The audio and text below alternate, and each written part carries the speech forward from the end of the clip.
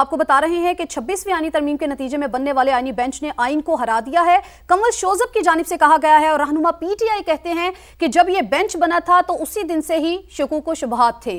कंवल शोजब ने कहा कि यह मखसूस नशिस्तें पीटीआई की थी और आज भी हैं। आज पीटीआई से ये सीटें छीनी गई हैं। उन्होंने कहा कि इंसाफ का कत्ल हुआ है, हम एहतजाज करेंगे। तो मखसूस नशिस्तें मिलने पर हुक्मरान इत्तेहाद को 2/3 अक्सरियत मिल जाएगी। इस पर तहरीक इंसाफ की जानिब से रद्द-ए-अमल भी आना शुरू हो चुका है।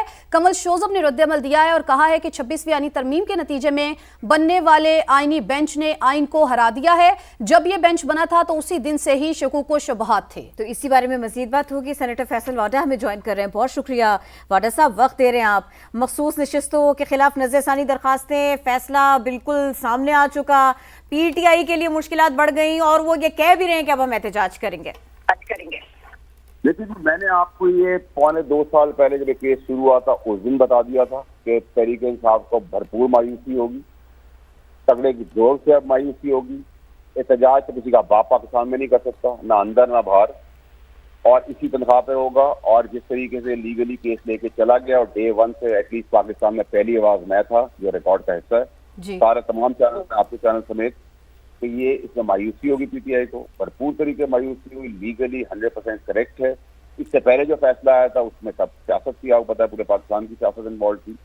अब ये मेरिट पे फैसला है और ये डे 1 से क्लियर था। ना लीगल फॉर्मेलिटीज पूरी की गई थी, ना लीगली इसको कुछ इस केस के अंदर, ना लीगली इसको परसू किया गया पीटीआई की तरफ से। तो पीटीआई जो चाहती थी इमरान खान साहब को जेल पे रखना, वो जेल में है और रहेंगे। पीटीआई चाहती थी कि तबाह और बर्बाद कर दे अपनी माज़ाराए कत्ल वगारत की सियासत के तौर पे, और ये सब गेम का हिस्सा था, वो भी उन्होंने कामयाबी से कर दिया। अब वो आई वॉश के लिए ड्रामे करें, हम एहतजाज करें। एहतजाज तो किसी का बाप भी पाकिस्तान में कर नहीं सकता। पॉलिटिकली तो आपको पता है यही अब पॉलिटिक्स रह गई है।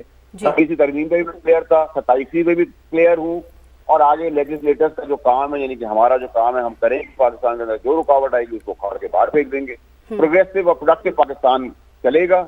अब कोई हील उज्जत ड्रामेबाजी नहीं होनी चाहिए कि ये हुआ और वो हुआ, ना ज्यादा ओवर बुरी बनने की किसी को जरूरत है। खुल के बात करें, सीधी सीधी बात करें, यही है, इसी पे चलना है। अच्छा फैसल वाडा साहब, क्या इस फैसले के नतीजे में तहरीक इंसाफ की सियासी हैसियत मुतासिर हो सकती है और क्या ये पार्टी डिसफंक्शनल करार पाने के करीब है?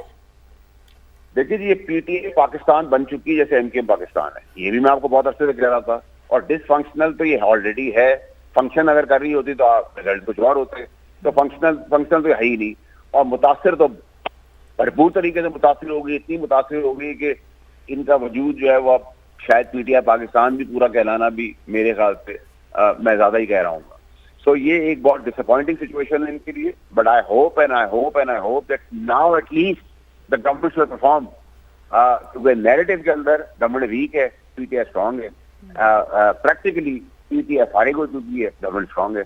तो ये दोनों चीजों के अंदर बैलेंस तो गवर्नमेंट को, मैं तो I am not part of the government.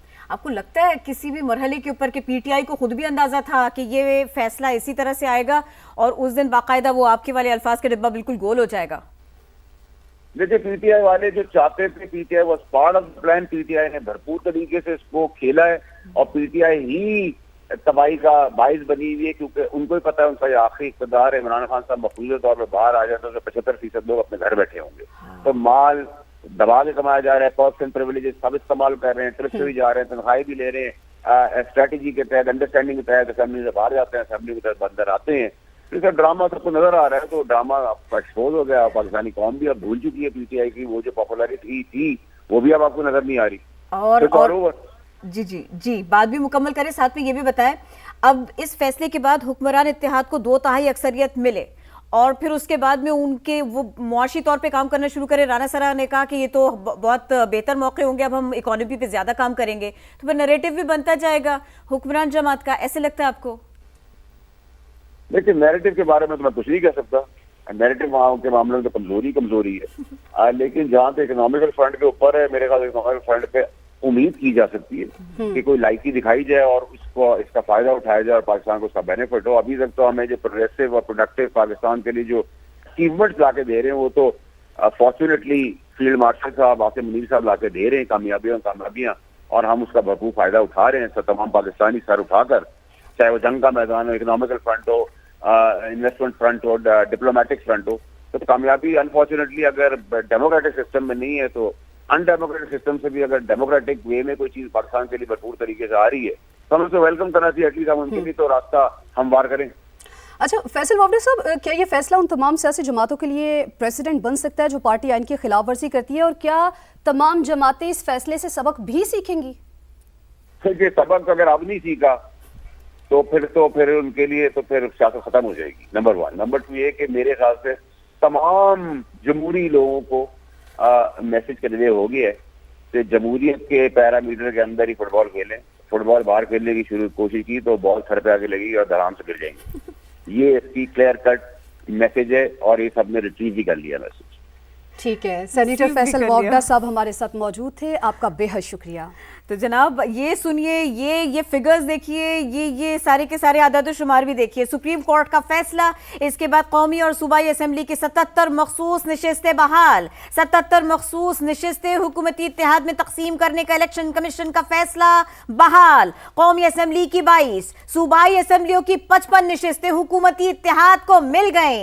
हुक्मरान इत्तेहाद को कौमी असम्बली की 19 खवातीन, 3 अक़लियती नशिस्तें मिल चुकी। समा के नुमाइंदे सुहेल रशीद हमारे साथ हैं। सुहेल रशीद, ये ताजा नंबर्स बताइए इस फैसले के बाद जो अब बनते चले जा रहे हैं।